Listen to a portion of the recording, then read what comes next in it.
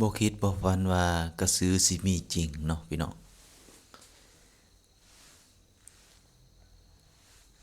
คลิปนี้ก็สิมาบอกเนาะก็คือกระสือมีจริงเนาะสิมาเล่าให้ฟังเนาะเรื่องราวมันเป็นว่านี้เรื่องราวมันเป็นเกิดขึ้นจริงเนาะในชีวิตจริงในมื้อวานมื้อซืนนี้เนาะกระสือมีจริงในความคิดส่วนตัวข่อยก็คิดว่ามีจริงแน่นอน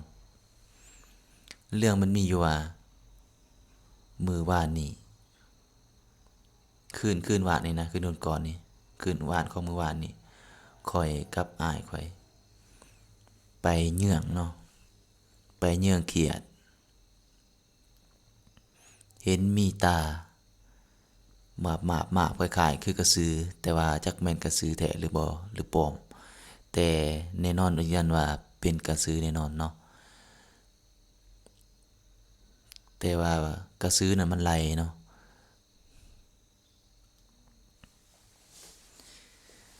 คือมื้อวานก็มื้อคืนนี้เนาะแต่ว่าข่อยไปเหยื่องเขียดนั่นแหละอยู่ทงหน้า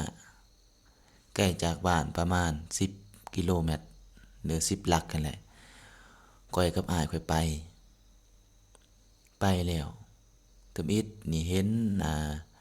ในทงหน้านั่นมีในทงนั่นมีเขียดแล้วก็มีอึ่งแหน่เนาะที่ว่าเห็นจักแม่นสัตว์อีหยังกินเนาะเห็นแต่หัวน่ะใส่นี่แม่นเขาเอากินหมดหั้นน่ะทำอิฐนี่คิดว่าหมาบ่หรือว่าอ่าเสือแมวบ่หรืออิหยังประมาณนั้นก็ในความคิดพอฮอดดึกพี่น้องฮอดดึกๆประมาณได้สิฮอด12 โมงกลางคืนในค่ำคืนนั้นก็เป็นมื้อวันศีลพอดีเนาะพี่น้องวันศีล15ค่ำแต่ว่าเป็นศีลใหญ่หั้นนะแต่บัดนี้เหยื่องไปเหยื่องมาบังเอิญได้เห็นมีแสงไฟลอยเข้ามาทำอิฐก็บ่ได้คิดว่าหยังคิดว่าแม่นแมงใหม่หรือว่าคิดว่าเป็นโคมคนอื่นคิดหั้นนะในความคิดตัวนั้นก็บ่ได้ย้านเนาะแต่เหยื่องไปเหยื่องมาเหยื่องไปเหยื่องมาก็เห็นกบเห็นเขียดกระต่ายหลายไปแปลกๆรู้สึกว่าคล้ายๆก็มาคนลุกแท้เนาะคนลุกแบบยิบว่ามันแม่นนะบ่มันแม่นอยู่บ่อันนี้กบเขียดก็ตายไปแปลกๆแท้คิดว่าแล้วพอจากนั้นมิดมันก็เงียบเป็นพิเศษเงียบแล้วก็นั่นก็เห็นแสงไฟเนาะมุมับถ้าอิดก็อ้าวแม่นหยังคิดว่าแบบดาวบ่หรือว่าอิหยังทุกอย่างเนี่ยบ่ได้คิดว่าเป็นผีเนาะมุมับมันบินเข้ามาพอก็เงื่องเนาะพอก็เงื่องใส่บอนนั้นเลยโดดตายแต่ว่าบ่เห็นเป็นหน้าเป็นตาเห็นแต่เป็นบ่เห็นแบบว่าเป็นแบบเป็นโฟมเป็นหยังเป็นใสบ่เห็นเนาะแต่ว่าข้อยอยู่ไกลเนาะอยู่ไกลบอนข้อยก็เงื่องข้อยก็เงื่องใส่มันน่ะนะแต่ว่าอ้ายข้อยหั้นอยู่ใกล้ๆเนาะแต่ข้อยเงื่องอยู่ไกลแล้วก็เงื่องปั๊บมันแล่นมันไล่เนาะพี่น้องมันจะไล่เข้าใกล้ขึ้นมันบินเข้ามา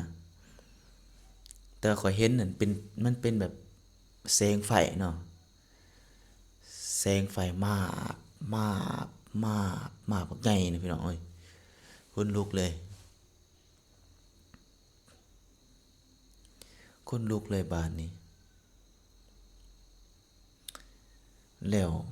หลังจากขนลุกแล้วอ้ายข้อยผู้อยู่ไกลเราเห็นเนาะเราเห็นหั่นแต่ว่าข้อยเห็นมันมืดๆแต่ละมันมืด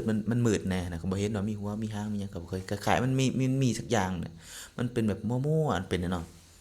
แต่อ้ายข้อยเห็นมันไกลประมาณ20 เมตรนี่แหละก็ประมาณ20 เมตรความระยะห่างนะ อ้ายก็เห็นไก่นะเสร็จแล้วว่าพี่ก็ซื้อแล้วว่าหมอดไฟหมอดไฟแล้วว่าค่อยก็ฟ้าวหาบอนหมอดหาบ่เห็นเนาะตอนนี้เขาก็งมเขาก็อัดไว้อยู่ในท้องญาติโอ้มันก็อัดหัวโคมไว้เนาะแต่อ้ายเขาก็ฟ้าวปิดแต่เราเห็นนั่นมาบแสงไฟเราเห็นมีใสนำมีใสออกมานำแต่ว่าอยู่หัวอยู่ตาหั่นอยู่หัวแล้วก็อยู่ตาหั่นมันมีมันเป็นคือหัวคนนี่แหละแต่ว่าเราเห็นบ่แจ้งแล้วว่ามันมืดเด้แต่มันมีไฟอยู่คอนี่เนาะสองเบื้องนี่เนาะมันไฟที่ว่าแสงไฟมันออกมามันบินออกมาได้หั่นมันออกมาจากคอนี่ละว่าเนาะแล้วอยู่ไกลๆมันมา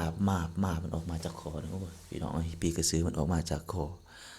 ข้อยก็คิดว่ามันออกอยู่ไสแต่ว่าข้อยไสมันอยู่ส่วนไสเด้อืมแต่แสงไฟมันออกมามันอยู่ออกที่คอเนาะแต่ว่าเห็นสำนั้นแล้วก็หมอดไฟปั๊บอ๋อใจสั่นเลย แล้วมันก็บินหนีเนาะบินหนีทีมันบินใกล้เติบเนาะบินไกลเติบแล้วเนื่องจากมันบินไกลเติบแล้วปรากฏกับนั่งเงียบใจสั่นแบบเบิดจนว่าคนลุกเลยแล้วก็พากันเมื่อเนาะก็ได้กบได้เขียดกันนิดเดียวเนาะได้ประมาณ10 ไปตัวนี่แหละมันประมาณมันมาเห็นแต่หัวหลายเนาะแล้วพอจากนั้นก็มีนั้นคนในบ้านนี่ก็ไปอีกมือต่อมาเนาะมือต่อมาเขาก็เห็นอีกบ่อนนั้นเนาะเขาก็เห็นแต่ว่าเห็นไกลๆเนาะแต่ว่าเป็นแสงไฟเนาะหมู่หมาบเนาะ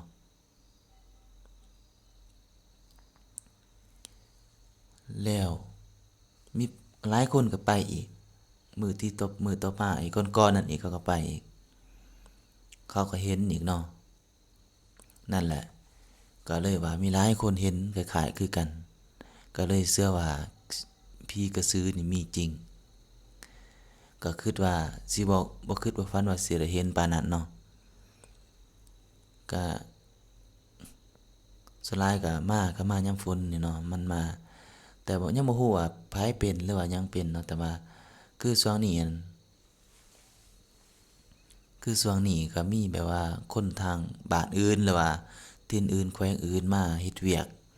อยู่ในภายในบ้านนั่นแหละเนาะภายในใกล้ๆชิดมีอยู่ในแคมป์ก็คือเป็นบริษัทของอ่าคนเวียดคนจีนเนาะที่ว่ามีคนต่างชาติต่างถิ่นมาอยู่เนาะก็เลยบ่ฮู้ว่าเฮาจำแนกบ่ได้ว่าเป็นคนในบ้านบ่หรือว่าคนในแคมป์บ่เฮ็ดให้เห็นแบบมีแสงตาแปลกๆว่าซั่นนะมีแสงตามีแสงไฟแบบนั้นนั่นแหละคล้ายๆคือผีกระสือ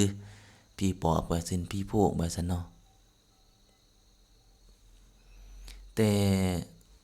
ก่อนๆหน้านั้นประมาณ2 เดือนหลังนี่เนาะมีอ้ายผู้หนึ่งในบ้านเนี่ยเราเห็นเนาะที่ว่าโด่งดังใน Facebook กันเลยเนาะเราเห็นแหละเป็นแสงไฟแล้วเราก็ถ่ายผีกระสือแหละแต่ว่าเราอยู่ไกลเนาะเราถ่ายบ่เห็นแจ้งอื่นหัวนะเราถ่ายเอาลงเฟซแต่ว่าส่วนนั้นข้อยก็บ่ได้เชื่อว่าแม่นแท้หรือบ่แท้ข้อยจะบ่เชื่อว่าเราจะสร้างคอนเทนต์ประมาณนั้นเนาะ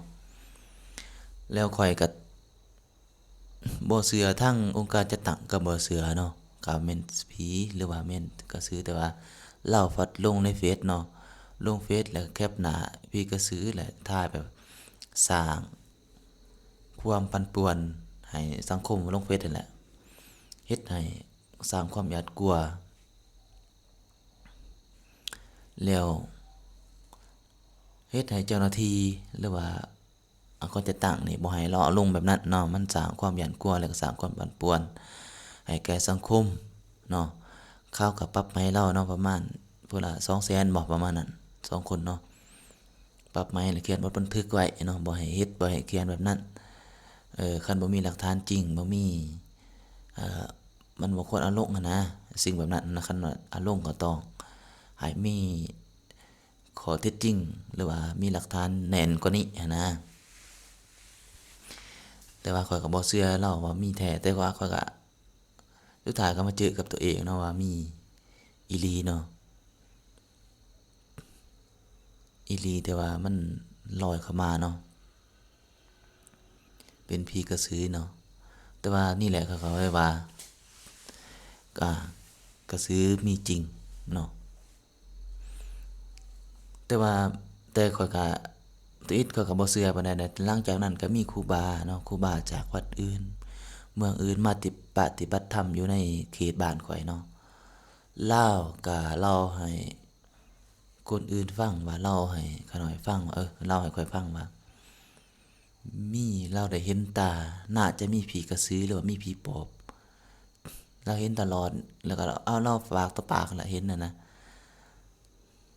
ว่าเห็นแบบอันนั้นหั่นแหละผีกระสือน่ะเป็นตาเป็นตาบ่เป็นอันหยังเป็นหัวบ่มาลอยไปถึงฟ้าอากาศถึงฟ้าเนาะ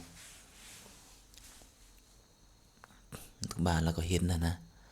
กลางคืนก็มีเล่ามาเล่าให้ฟังก็มีเห็น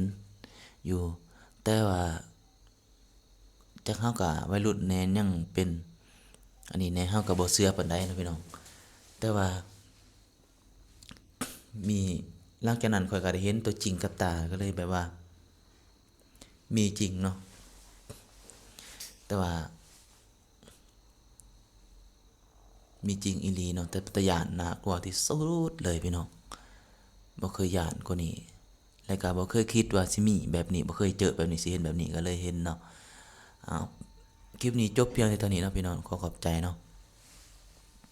ขอขอบใจอยากให้เล่าเกี่ยวกับเรื่องใดอ่าสามารถคอมเมนต์ได้เนาะอ่าขอขอบใจเนาะ